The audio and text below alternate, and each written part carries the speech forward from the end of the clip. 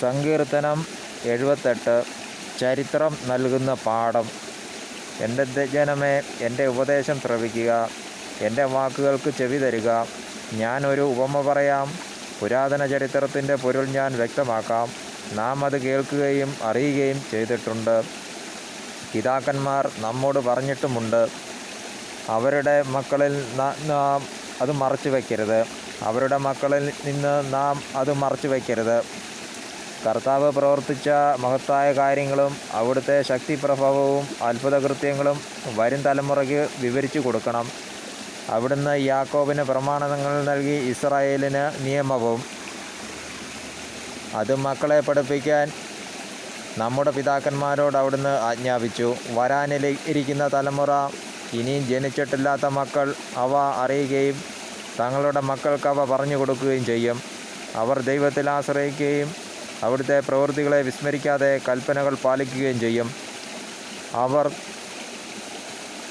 തങ്ങളുടെ പിതാക്കന്മാരെ പോലെ ദുശ്ശാഠ്യക്കാരും മത്സരബുദ്ധികളും ചഞ്ചലഹൃദയരും ദൈവത്തോട് അവിശ്വസ്തരും ആകരുത്. പില്ലാളികളായ എഫ്രായിംകാർ യുദ്ധ ദിവസം പിന്തിരിഞ്ഞോടി. അവർ ദൈവത്തിൻ്റെ ഉടമ്പടി ആദരിച്ചില്ല, അവിടുത്തെ നിയമമനുസരിച്ച് നടക്കാൻ കൂട്ടാക്കിയില്ല. അവർ അവിടുത്തെ പ്രവൃത്തികളും അവർ കണ്ട അത്ഭുതങ്ങളും മറന്നു കളഞ്ഞു. അവിടുന്ന് ഈജിപ്തിൽ സോവാൻ വയലിൽ അവരുടെ പിതാക്കന്മാർ കാണുകെ അത്ഭുതം പ്രവർത്തിച്ചു. അവർക്ക് കടന്നു പോകാൻ കടലിനെ വിഭജിച്ചു. അവിടുന്ന് ജലത്തെ കുന്നുപോലെ നിർത്തി. പകൽ സമയം അവിടുന്ന് മേഘം കൊണ്ടും രാത്രിയിൽ അഗ്നിയുടെ പ്രകാശം കൊണ്ടും അവരെ നയിച്ചു. അവിടുന്ന് മരുഭൂമിയിൽ പാറ പിളർന്നു. അവർക്ക് കുടിക്കാൻ ആഴത്തിൽ നിന്ന് സമൃദ്ധമായി ജലം നൽകി. പാറയിൽ നിന്ന് അവിടുന്ന് നീർച്ചാലൊഴുകി, ജലം നദി പോലെ ഒഴുകി. എന്നിട്ടും അവർ അവിടത്തേക്കെതിരായി കൂടുതൽ പാപം ചെയ്തു. അത്യുന്നതനോട് അവർ മരുഭൂമിയിൽ വെച്ച് മത്സരിച്ചു. ഇഷ്ടമുള്ള ഭക്ഷണം ചോദിച്ച് അവർ ദൈവത്തെ പരീക്ഷിച്ചു. അവർ ദൈവത്തിനെതിരായി സംസാരിച്ചു. മരുഭൂമിയിൽ മേശയൊരുക്കാൻ ദൈവത്തിന് കഴിയുമോ? അവിടുന്ന് പാറയിലടിച്ച് ജലം പൊട്ടി ഒഴുകി, നീർച്ചാലുകൾ കവിഞ്ഞു. എന്നാൽ ജനത്തിനപ്പവും മാംസവും നൽകാൻ അവിടത്തേക്ക് കഴിയുമോ? ഇത് കേട്ട് കർത്താവ് ക്രുദ്ധനായി. യാക്കോബിൻ്റെ നേരെ അഗ്നി ജ്വലിച്ചു, ഇസ്രായേലിൻ്റെ നേരെ കോപമുയർന്നു. എന്നാൽ അവർ ദൈവത്തിൽ വിശ്വസിക്കുകയും അവിടുത്തെ രക്ഷാകര ശക്തിയിൽ ആശ്രയിക്കുകയും ചെയ്തില്ല. എങ്കിലും അവിടുന്ന് ആകാശത്തോട് ആജ്ഞാപിച്ചു, വാനിടത്തിൻ്റെ വാതിലുകൾ തുറന്നു. അവർക്ക് ഭക്ഷിക്കാൻ അവിടുന്ന് മന്ന വർഷിച്ചു, സ്വർഗീയ ധാന്യങ്ങൾ അവർക്ക് നൽകി. മനുഷ്യൻ ദൈവദൂതന്മാരുടെ അപ്പം ഭക്ഷിച്ചു. അവിടുന്ന് ഭക്ഷണം സമൃദ്ധമായി അയച്ചു. അവിടുന്ന് ആകാശത്തിൻ്റെ കിഴക്കൻ കാറ്റടുപ്പിച്ചു.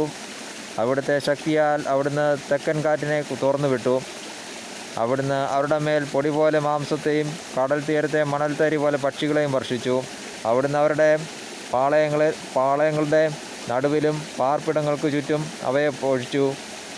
അവർ ഭക്ഷിച്ച് സംതൃപ്തരായി. അവർ കൊതിച്ചത് അവിടുന്ന് അവർക്ക് നൽകി.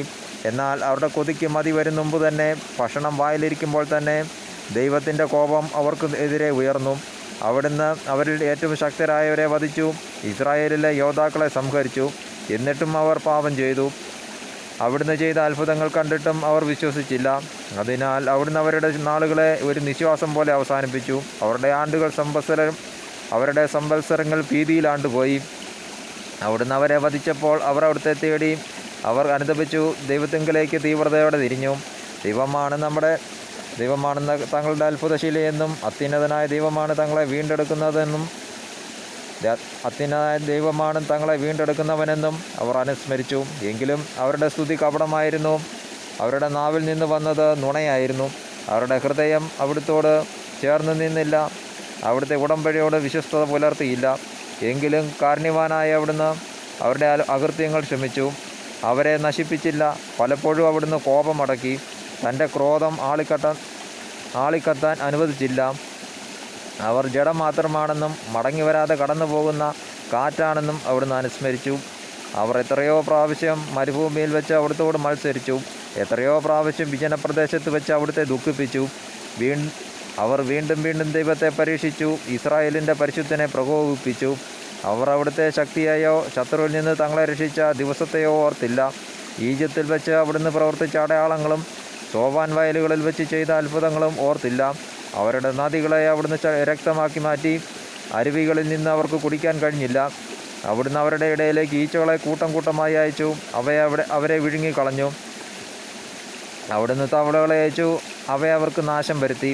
അവരുടെ വിളവുകൾ കമ്പിളിപ്പുഴുവിനും അവരുടെ അധ്വാന ഫലം വെട്ടുകിളികൾക്കും വിട്ടുകൊടുത്തു. അവിടുന്ന് അവരുടെ മുന്തിരിത്തോട്ടങ്ങളെ കന്മഴ കൊണ്ടും സിക്കമൂർ മരങ്ങളെ ഹിമവർഷം കൊണ്ടും നശിപ്പിച്ചു. അവിടുന്ന് അവരുടെ കന്നുകാലികളെ കന്മഴയ്ക്കും അവരുടെ ആട്ടിൻകൂട്ടങ്ങളെ ഇടുത്തീക്ക് ഇരയാക്കി. അവിടുന്ന് അവരുടെ ഇടയിലേക്ക് തൻ്റെ ഉഗ്രകോപം, ക്രോധം, രോഷം, ദുരിതം എങ്ങനെ സംഹാരക ദൂതന്മാരുടെ ഒരു സംഘത്തെ അയച്ചു. അവിടുന്ന് തൻ്റെ കോപത്തെ അഴിച്ചുവിട്ടു. അവിടുന്ന് അവരെ മരണത്തിൽ നിന്ന് ഒഴിവാക്കിയില്ല. അവരുടെ ജീവനെ മഹാമാരിക്ക് ഏൽപ്പിച്ചു കൊടുത്തു. ഈജിപ്തിലെ കടിഞ്ഞൂലുകളെ, ഹാമിൻ്റെ കൂടാരത്തിലെ പൗരുഷത്തിൻ്റെ പ്രഥമ ഫലങ്ങളെ അവിടുന്ന് സംഹരിച്ചു. എന്നാൽ തൻ്റെ ജനത്തെ ചെമ്മരിയാടുകളെ പോലെ അവിടുന്ന് പുറത്തു കൊണ്ടുവന്നു. ആട്ടിൻ പറ്റത്തെ എന്ന പോലെ മരുഭൂമിയിലൂടെ നയിച്ചു. അവിടുന്ന് അവരെ സുരക്ഷിതമായി നയിച്ചതിനാൽ അവർ നിർഭയരായിരുന്നു. എന്നാൽ അവരുടെ വൈരികളെ കടൽ മൂടിക്കളഞ്ഞു. അവിടുന്ന് അവരെ തൻ്റെ വിശുദ്ധ ദേശത്തേക്കും തൻ്റെ വലത്ത് കൈ നേടിയെടുത്ത പർവ്വതത്തിലേക്കും കൊണ്ടുവന്നു. അവരുടെ മുൻപിൽ നിന്ന് ജനതകളെ തുരത്തി അവർക്ക് അവകാശം അളന്നു കൊടുത്തു. ഇസ്രായേൽ ഗോത്രങ്ങളെ പാളയങ്ങളിൽ പാർപ്പിച്ചു. എന്നിട്ടും അവർ അത്യുന്നതനായ ദൈവത്തെ പരീക്ഷിക്കുകയും അവിടുത്തോട് മത്സരിക്കുകയും ചെയ്തു. അവിടുത്തെ കൽപ്പനകൾ അനുസരിച്ചില്ല. തങ്ങളുടെ പിതാക്കന്മാരെ പോലെ അവർ ദൈവത്തിൽ നിന്ന് അകന്ന് അവിശ്വസ്തമായി പെരുമാറി. ഞാണയഞ്ഞ വില്ലുപോലെ വഴുതി മാറി. അവർ തങ്ങളുടെ പൂജാഗിരികളിൽ അവിടുത്തെ പ്രകോപിപ്പിച്ചു. തങ്ങളുടെ വിഗ്രഹങ്ങളാൽ അവിടുത്തെ അസൂയാലുവാക്കി. ദൈവം ഇതുകേട്ട് ക്രൂരനായി. അവിടുന്ന് ഇസ്രായേലിനെ പരിപൂർണമായി പരിത്യജിച്ചു. ആകയാൽ അവിടുന്ന് മനുഷ്യരുടെ ഇടയിലെ തൻ്റെ നിവാസമായ ശീലോയിലെ കൂടാരം ഉപേക്ഷിച്ചു. അവിടുന്ന് തൻ്റെ ശക്തിയെ അടിമത്തത്തിനും മഹത്വത്തെ ശത്രുവിൻ്റെ കരത്തിന് ഏൽപ്പിച്ചു കൊടുത്തു. അവിടുന്ന് തൻ്റെ ജനത്തെ വാളിന് വിട്ടുകൊടുത്തു. തൻ്റെ അവകാശത്തിന്മേൽ ക്രോധം ചൊരിഞ്ഞു. അവിടുന്ന് അവരുടെ യുവാക്കളെ അഗ്നി വിഴുങ്ങി. അവരുടെ കന്യകന്മാർക്ക് വിവാഹഗീതം ഉണ്ടായിരുന്നില്ല. അവരുടെ പുരോഹിതന്മാർ വാളിനിരയായി. അവരുടെ വിധവകൾ വിലാപം ആലപിച്ചില്ല. വീഞ്ഞ് കുടിച്ചലർന്ന മല്ലനെ പോലെ ഉറക്കത്തിൽ നിന്ന പോലെ കർത്താവ് എഴുന്നേറ്റു. അവിടുന്ന് തൻ്റെ ശത്രുക്കളെ തുരത്തി അവർക്ക് ശാശ്വതമായ അവമതി വരുത്തി. അവിടുന്ന് ജോസഫിൻ്റെ കൂടാരം ഉപേക്ഷിച്ചു. എഫ്രായിമിൻ്റെ ഗോത്രത്തെ തിരഞ്ഞെടുത്തില്ല. എന്നാൽ അവിടുന്ന് യൂദാ ഗോത്രത്തെയും താൻ സ്നേഹിക്കുന്ന സീയോൻ മലയെയും തിരഞ്ഞെടുത്തു. ഉന്നതനായ ആകാശത്തെപ്പോലെയും എന്നേക്കുമായി സ്ഥാപിച്ചിരിക്കുന്ന ഭൂമിയെപ്പോലെയും അവിടുന്ന് തൻ്റെ ആലയം നിർമ്മിച്ചു. അവിടുന്ന് തൻ്റെ ദാസനായ ദാവീദിനെ തിരഞ്ഞെടുത്തു. അവനെ ആടുകളുടെ ഇടയിൽ നിന്ന് വിളിച്ചു. തൻ്റെ ജനമായ യാക്കോവിനെയും തൻ്റെ അവകാശമായ ഇസ്രായേലിനെയും മേയ്ക്കാൻ വേണ്ടി അവിടുന്ന് തള്ളയാടുകളെ മേയ്ച്ചിരുന്ന അവനെ വിളിച്ചു വരുത്തി. അവൻ പരമാർത്ഥ ഹൃദയത്തോടെ അവരെ മേയിച്ചു. കരവിരുതോടെ അവൻ അവരെ നയിച്ചു. ദൈവമായ കർത്താവിന് സ്തുതിയും.